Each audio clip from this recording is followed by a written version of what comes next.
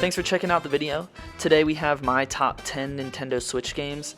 This list is obviously biased towards games that I've actually played, so if one of your favorite games didn't make the list, drop a comment what game or even your top 5 Nintendo Switch games. Consider subscribing to the channel if you like Nintendo games. We're trying to hit 50. We're getting pretty close, slowly but surely.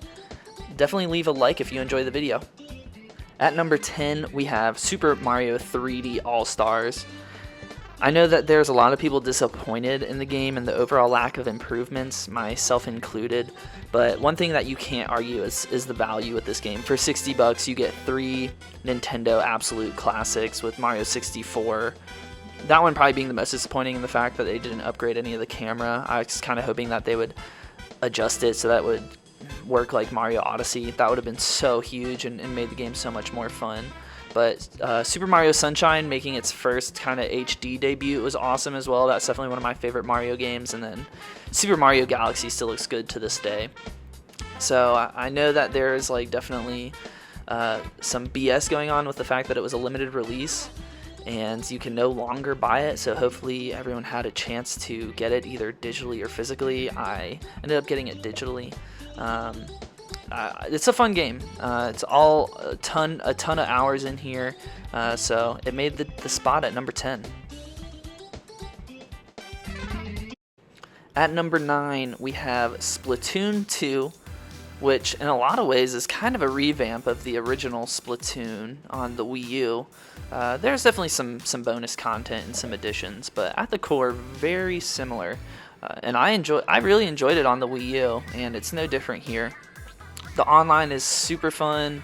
You got different game modes. You got ranked battles, unranked battles if you're just trying to hop in and have some fun. There's also a single player that's pretty decent. I haven't beat the single player. That's still kind of on my to-do list. I haven't really been playing this game a ton recently. I hopped back in to film this video footage that you're seeing now, and even now it's still a ton of fun. And I know we have Splatoon 3 on the horizon, so maybe in the future you can get this on the low, or Splatoon 3 is probably going to just improve upon it even more. But it's definitely a fun game, definitely worth playing if you haven't played it before, if you got some friends to play it with.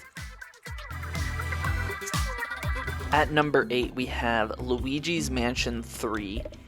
I had actually never played any of the previous Luigi's Mansion games. I think I watched my brother play Luigi's Mansion. We rented it and played it on the GameCube, and I feel like it scared me a bit. I feel like as there were other iterations of the game, they kind of made it a little less intense than the original one. I could be wrong, so if you've actually played those, let me know in the comment section. But the attention to detail in this game is just insane. It almost reminds me of like a Pixar movie in how specific everything is about this game. It's not particularly hard. You just kind of go in and cause a ruckus. There's definitely some tricky puzzle solving, but nothing too crazy. I definitely liked the Gooigi functionality. I thought it was kind of corny when the game first came out, but it's pretty fun. There's also a multiplayer mode that I haven't spent a ton of time with. Maybe I'll go back and revisit some of that in the future around Halloween time or something. But if you're a fan of Ghostbusters, this is definitely a fun game to make you feel like a Ghostbuster. At number 7, we have our very first non-Nintendo made game with Untitled Goose game. If you've never played this game, this is probably the one game on the list. Well, there's definitely more, but this is definitely one of those games. I think it's like 20 bucks. It's so goofy and so fun and just so well made. I would highly recommend this game.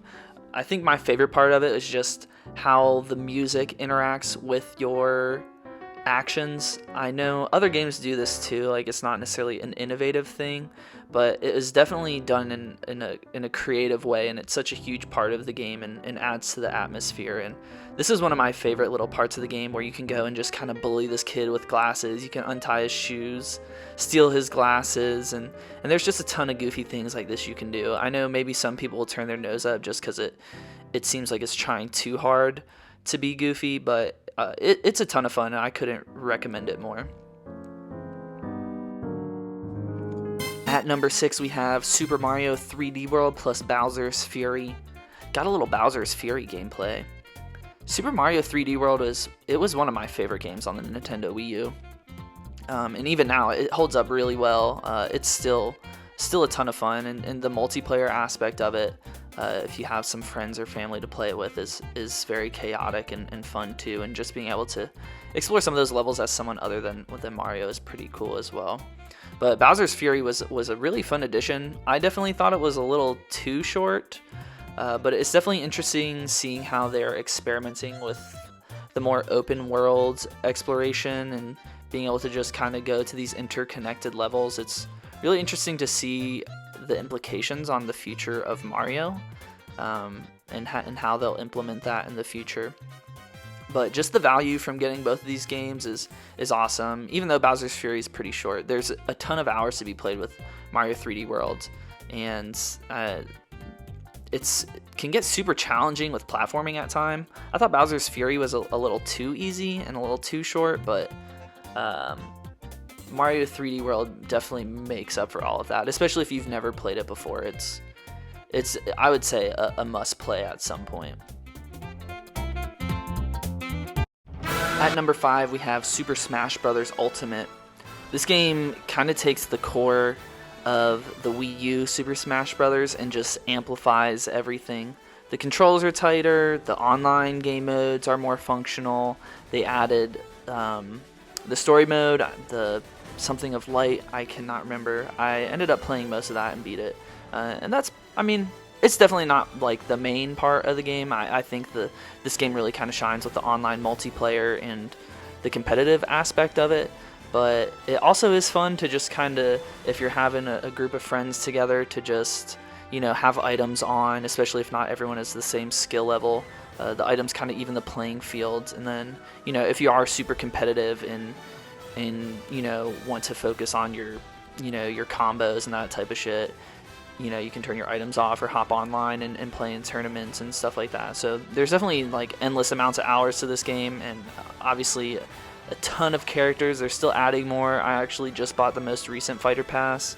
I had to stop playing this game because it kind of gets me a little too heated because I'm a little competitive, and going online, you just get wrecked every once in a while. It really will humble you. So I had to take some breaks from this game, but it's definitely one of my favorite Nintendo Switch games, and definitely one of my favorite ones to play with friends. At number 4, we have Mario Kart 8 Deluxe, which is a remaster, more kind of just of a drag and drop of the Wii U game. The Wii U game was phenomenal, and this one is no different. They added battle mode to this one, so they definitely added some stuff to this game, and I believe this is the #1 selling Switch game at the moment. Animal Crossing is catching up, but this one's got a pretty significant lead at the moment, I think. But I have this one ranked just one higher than Smash Bros. Because I really like both of them, and it was pretty close. But the reason I have this game a little higher is just because it's more fun. You can have friends that aren't necessarily good at this game, and just the way the items are used, it kind of levels the playing field. There's definitely skill needed in this game. Like, you need to know how to drift if you want to win, I would say. But you don't have to be... You don't necessarily dominate every single race. Whereas with Smash Brothers, if you're good at Smash Brothers, you can really dominate every game you go into. The online in this is super fun. It works really well. It works pretty decent in the Wii U as well. But yeah, super fun game. I think you can get this like packaged in with the Nintendo Switch, so you can just like buy it with the console, or maybe that was just kind of a one-time thing. But yeah, super fun game. Couldn't recommend it enough. At number 3, we have Super Mario Odyssey. Finally getting into the top 3. The top 3 was, it was pretty easy to know which games are going to be in the top 3. I'm sure most of you can guess what the top 3 games probably are. Maybe there will be some surprises. But yeah, Super Mario Odyssey, a ton of fun. Definitely my favorite Mario game. I don't even have to think about it. The exploration in this game is so much fun. the level design is awesome. The platforming is super tight. The capture mechanic is really creative, and you can do a lot of cool things with that. I love the way that Mario like just kind of like runs around. There's momentum to the game. I don't know. You just kind of have to play it to experience it, but it's very unique in its mechanics and the platforming you can do. The only negative thing about this game is just there's a ton of moons. I went through and got all of them, and it's just kind of a grind. Some of the later game it gets pretty challenging, and I like that. The main story is pretty easy, but as you get in the game, it gets challenging, and that's fun. But just the sheer amount of moons is a bit overzealous. But once you beat this game and get all the moons, there's not really any reason to kind of go back and replay it. I tried doing that, and just kind of the magic of it was lost. But I mean, visually too, the graphics are phenomenal, and this is definitely one of those Switch games where if you own a Nintendo Switch, you gotta play this one.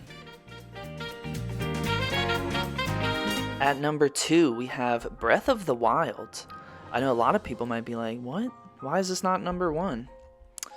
Well, I'm sorry, but I got it at number 2. Not necessarily that this shouldn't be number 1, because this is by far one of the best games I've ever played, period. It definitely kind of redefined the open world genre, and what an open world game should be.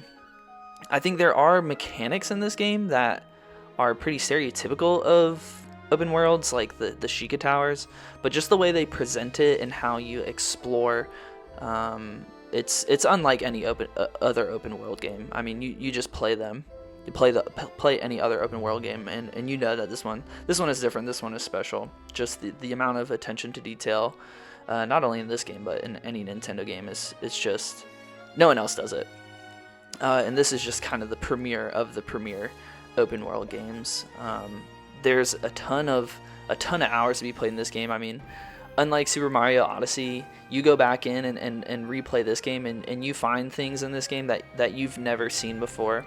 And I think I have like 200 something hours in this game. To have that much time played in a game and to like still find new things is insane. One thing I did not do with this game was go and find all the Korok seeds.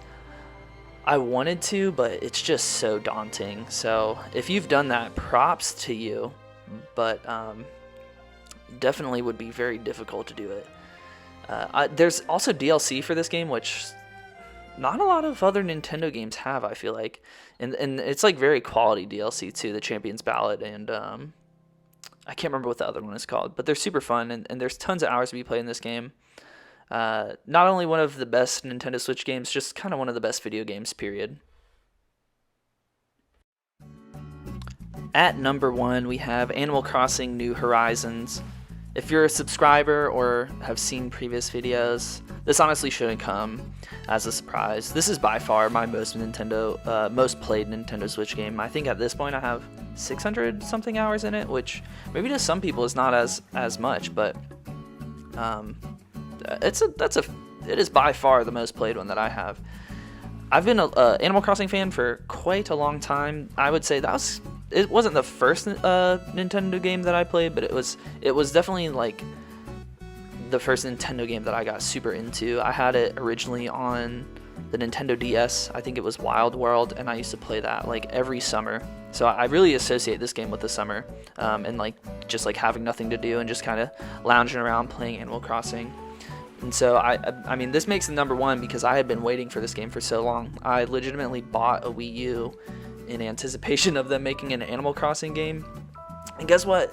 The only one we got was Amiibo Festival. So I was super disappointed in that. Played New Leaf a ton. I was actually a little bit late to the New Leaf party, but I played New Leaf, and when I did get it, I played it a ton. And when I first got this game, it really kind of met all my expectations. As of recently, they've really kind of dropped the ball on updates, but I think that those things will turn around. This is definitely not a game for everyone. This is kind of a Marmite game, I feel like. But yeah, if you're an Animal Crossing fan and a Nintendo fan in general, let me know what you think about my list. Thank you for checking out the video. If you made it this far, thank you for watching. Please consider subscribing to the channel and leave a like. Don't forget to let me know your top 5 Nintendo Switch games. Thanks, guys.